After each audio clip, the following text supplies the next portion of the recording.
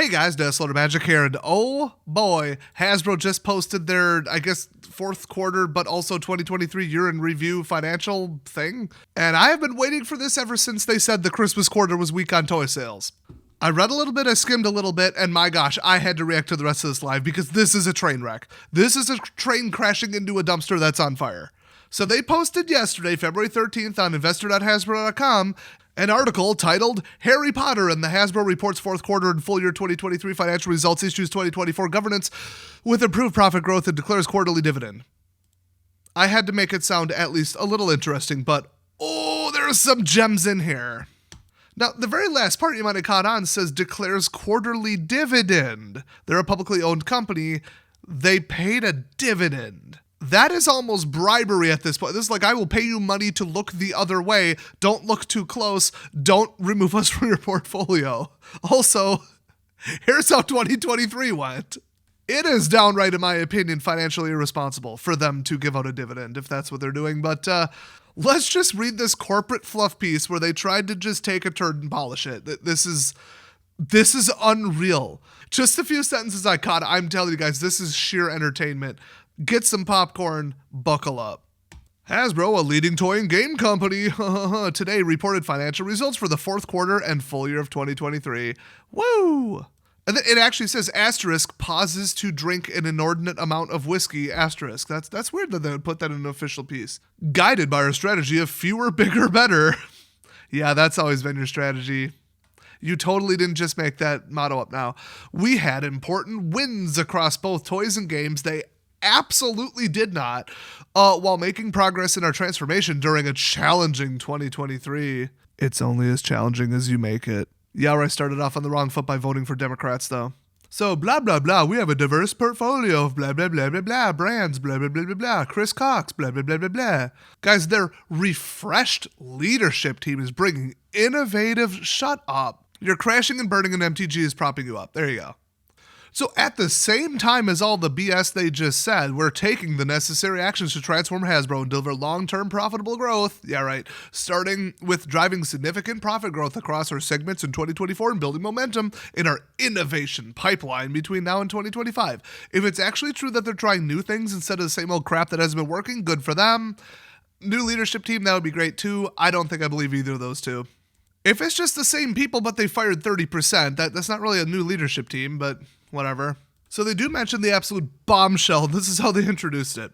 As we navigated the current environment, we took aggressive steps to optimize our inventory, reset the cost structure, and sharpen our portfolio focus on play with the E1 Film and TV divestiture. That's a filmmaking company that they bought for like $2 or $3 billion on credit and then just sold for, I believe, $500 million. 6-1 relative loss. They're framing that as a good thing, and their dinosaur investors are like, yeah, films are like totally dying. Everybody just streaming and YouTube. Yeah, films. Get rid of films. Yeah, that makes sense. You guys are so smart. So that was the train wreck to end all train wrecks. Their company was only worth about $8 billion at the time. So to spend $3 on something like this, yeah. That is like me buying a Tesla Cybertruck and then flipping it for, so it would be the equivalent. I was going to say 50K. No, it's worse than that. Like 30K? 35. About 35. So guys, taken together, the actions throughout the full year have positioned the company for improved financial performance in 2024 and beyond. We are encouraged by our recent progress and remain laser focused without a hyphen because they still don't have an editor on execution to deliver on our transformation objectives. Corporate speak, fluff nonsense. Here we go. I love this. Full year 2023 highlights. These are highlights.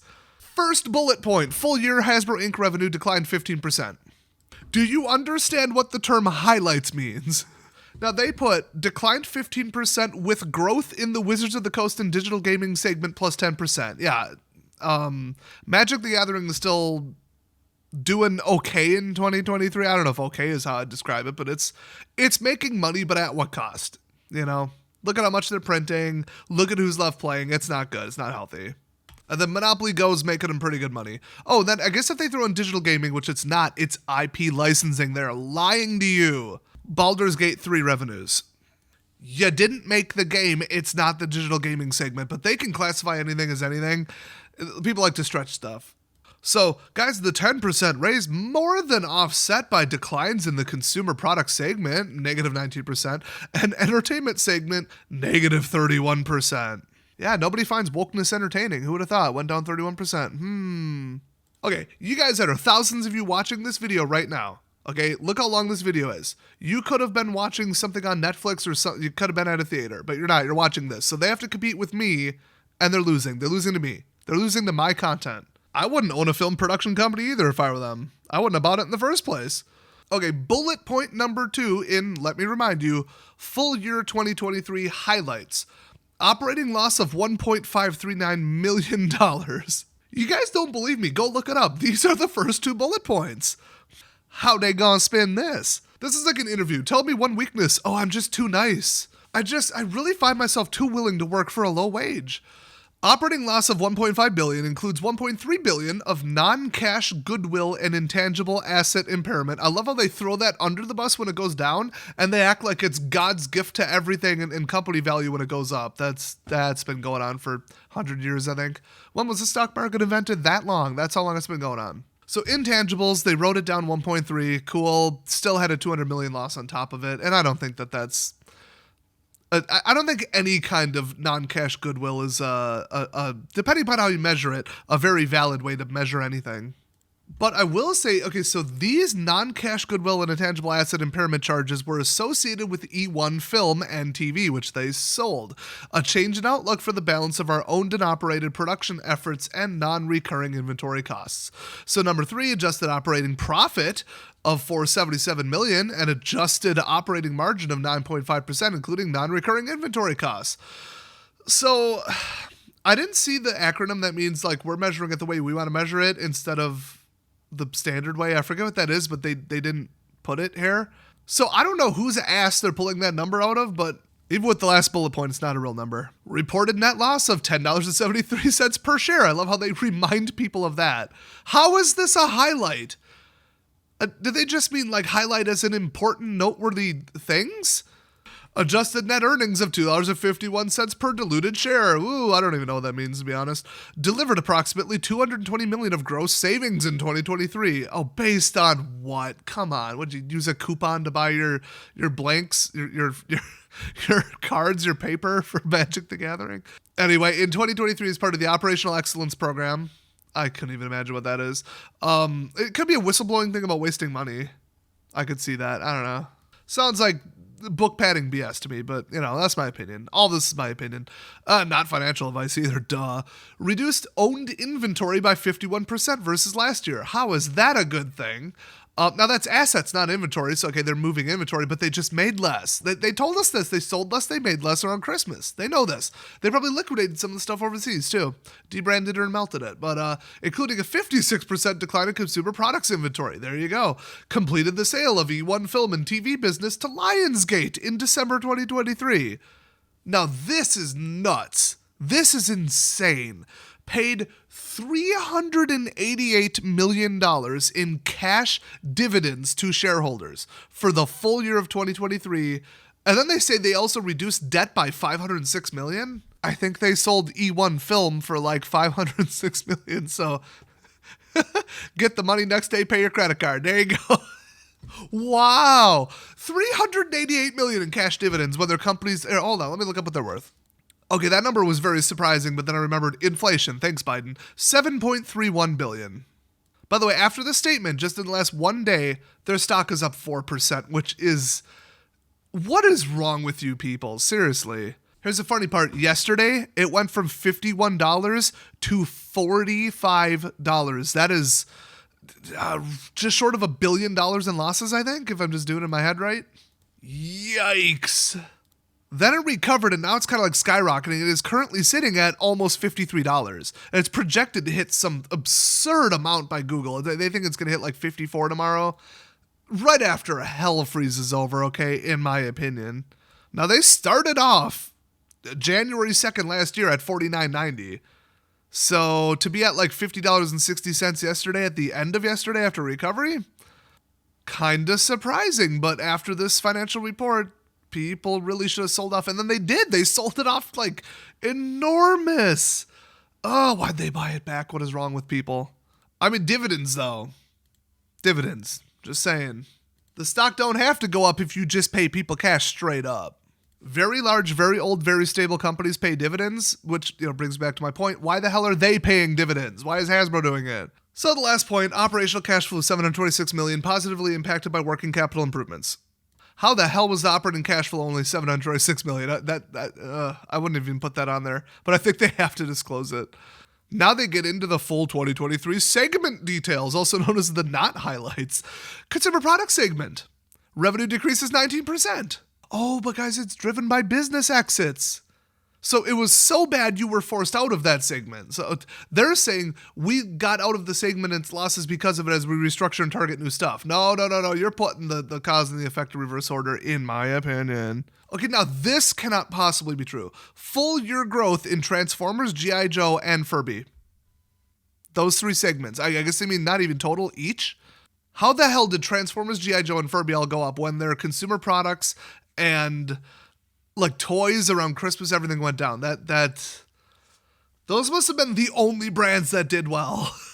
IP licensing and gaming, where's that? Where's all this Transformers crap? Where's this coming from? Is there some Transformers mobile game I don't know about? Anyway, operating margin of negative 2.2%.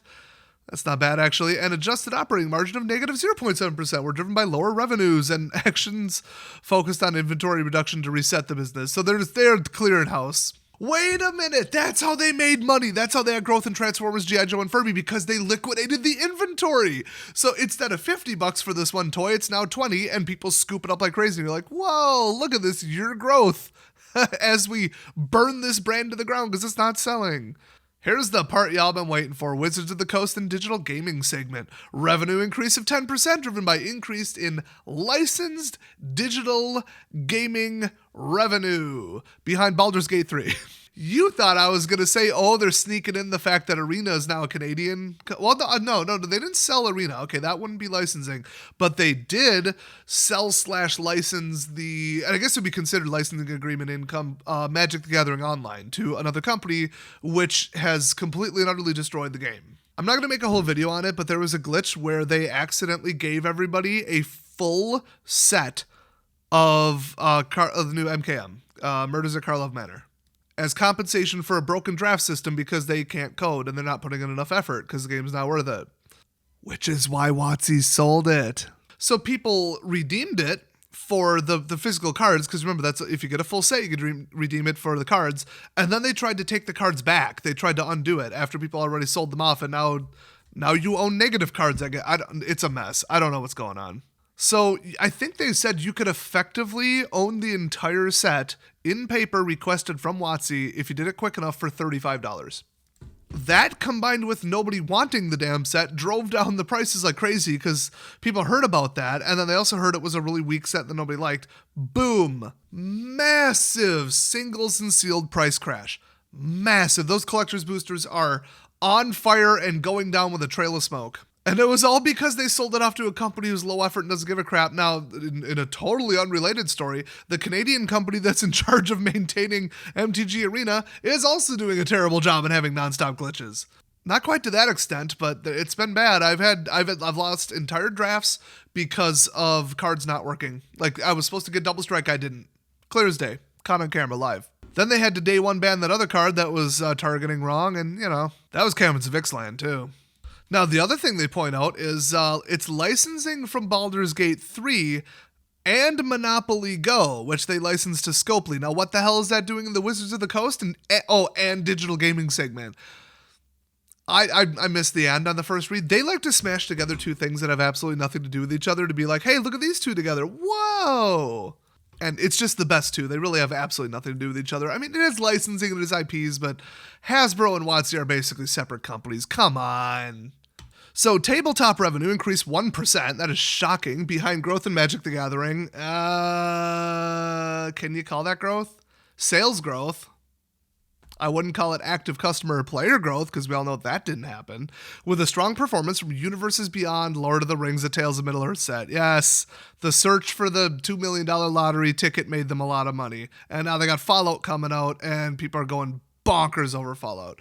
There was some big secret lair too that allegedly did really good lately. So yeah, okay, all right. The world's beyond crap though. I don't know.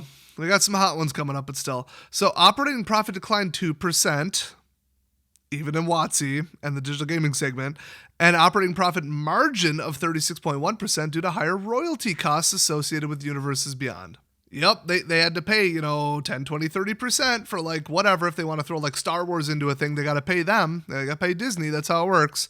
And they're saying that single-handedly was responsible for their operating profit declining? Really? Was it all the mistakes, the lost customers and pissing everybody off and losing the community and shrinking your customer base and all that shit you're never going to ever put in a financial statement? Because why would you tell the stockholders the truth when you could tell them this? Now, no company would ever come out and phrase it like it really is. That would never happen. But it still pisses me off, and I'm still going to call them out for it. So now the entertainment segment, revenue down 31%. Lower film and TV revenue. There you go. Oh, there you go. Due to the writers and actors strikes. But then Family Brands revenue grew 6%. Oh, boy. Okay, the writers and actors strikes may have affected it very slightly, but anything you made would have bombed anyway, so... yeah. Operating loss of $1.9 billion compared to operating profit of $23 million in 2022. In just the entertainment segment, I could go on, but you stayed for the WOTC stuff. The rest of it's a train wreck. The whole rest of Hasbro is just awful. So, operating losses of $1.2 billion, but that includes the goodwill and intangible asset, impairment charges, and non-recurring inventory. Blah, blah, blah, blah, blah, blah, blah. The adjusted operating loss is only $50 million. And they fired everyone or restructuring? Wow, they're going to make so much money in 2024. Okay, look, it's not impossible, but it's extremely improbable because, like I said, it's like a glacier. They move slow and they don't change directions very quickly. That's been Hasbro for the last several decades. Maybe it's a wake-up call, but I didn't see half the board resign, okay? It's still the same people from what I've heard. So in the fourth quarter, net loss of $7.64 per share. So that's like 3/4 of all the share losses were in the fourth quarter after they announced that Christmas sucked. I assume that's cause and effect. What else would it be? I don't know. So their 2024 company outlook. For the full year, they want to remind you full year because the next two quarterlies are going to suck. So they start out for the full year, the company, lowercase t, uppercase c, okay, expects customer product segments revenue down 7 to 12% with 4 points of the decline coming from business shifting to an out-license model. Yeah, do none of the work and collect money on IPs. That is smart. That actually is smart instead of physical products. And then obviously they're going to focus on digital gaming. I haven't even read it yet. I know they're going to say it. Operating margin 4 to 6%. I'm still not that familiar with that term, but okay. Wizards of the Coast segment revenue down 3 to 5% is what you could expect in 2024. The only thing propping up the company is going down 3 to 5%. Decline largely driven by second half comp in licensed digital gaming. What does that mean? Operating margin 38% to 40%. Yikes. Pro forma entertainment segment revenue, I don't even know what that is, down $15 million. Adjusted operating margin of approximately 6%. Total Hasbro Inc. adjusted EBITDA, which is earnings before IRS takes assets, I believe is. Okay, earnings before interest, taxes, depreciation, and whatever the hell else the rest of it is. I call it earnings before the IRS takes it all. So the gross income is almost what it is. Almost. Of $925 million to $1 billion. That's what they're expecting. Who cares? Tell me what the expenses are. Nobody cares about EBITDA. You try pronouncing it. Increased midterm gross savings target to $750 million by year end of 2025 from previous target of $350 million. Midterm gross savings target. Does that mean like the amount they're going to hold in liquid cash or something? I'm not familiar with a lot of these terms, but how does that match all the down? Oh, but we're going to put, $750 million in the bank. So the 2024 capital allocation priorities are invest in core business, which, what is that? You don't have a core. Your core is entertainment, IP, scattered stuff all over, card games, some video game stuff, and some entertainment. Like, what core? If by that they mean invest in core business, pay the executives way more money than you should like you do every year, okay, that makes sense. That could be considered your core business. A bunch of suits who have no idea what they're talking about or doing, and they acquire other companies, just let them run themselves into the ground. That is their core business. Provably. So return cash to shareholders through the dividend, which is like code for please don't sell our stock, we'll pay you a dividend. Continue to pay down debt. I would love to know what their current debt level is anyway, and progress toward leverage target. I think leverage is like the assets versus debt or something, I'm pretty sure. And then they have a little disclaimer about like the company's not able to reconcile its forward-looking non-GAAP adjusted operating profit margin and its adjusted EBITDA blah, blah, blah, blah, measures before the company cannot predict with certainty the timing and amount of discrete items such as charges associated with the cost-saving program, which could impact GAAP results. So in other words, all this could be bullshit and we don't know how much all these changes are going to cost. Woo! Dividend announcement. The company's board of directors has declared a quarterly cash dividend of 70 cents per common share. The dividend will be payable on May 15th, 2024 to shareholders of record at the close of business on May 1st, 2024. In 2024, to align with industry best practice, the company expects future dividend declarations will be made closer to the record date. I wonder if that's binding. They announced it? I mean, if you just announced something and went back on it, the amount of damage done to your stock would almost be the penalty. I don't know. Is that illegal? Somebody leave that down there. I bet somebody knows who isn't me. Leave a comment. I'm very curious if they don't stick to that, if it's actually illegal or if it's just really bad.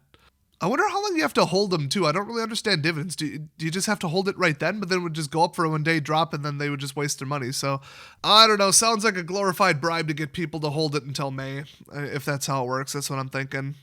Oh, by the way, I totally forgot. Non-GAAP or GAAP means generally accepted accounting practices.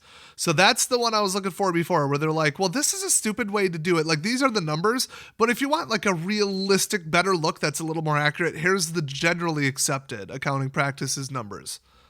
Which they don't know what all these changes are going to do to those ridiculous and honestly already negative outlooks. So every single segment, everything else they said about 2024 is bad. I didn't see one good thing in there. And then they're trying to spin 2023 like it was good. They're like, oh, we're restructuring. Yay. 2024 is going to suck, though. But guys, stick around for the dividend. How the hell did this sell off from 50 to like 45 and then recover? It should have stayed at 45 and then kept slowly declining. A 70 cent dividend? A 70 cent dividend when the stock went down $5. Come on, guys. What are you doing? Don't invest in this crap. That is not investment advice. That is just my opinion.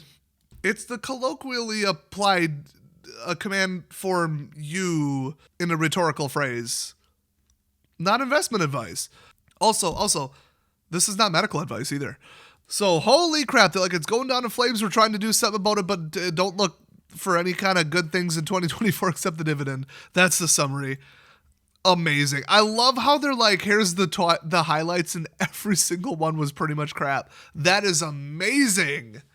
I don't see one single thing about we expect a massive gain in IP licensing. They did say they're going to like focus on it, but they didn't say here's a projection because they don't have anybody lined up yet.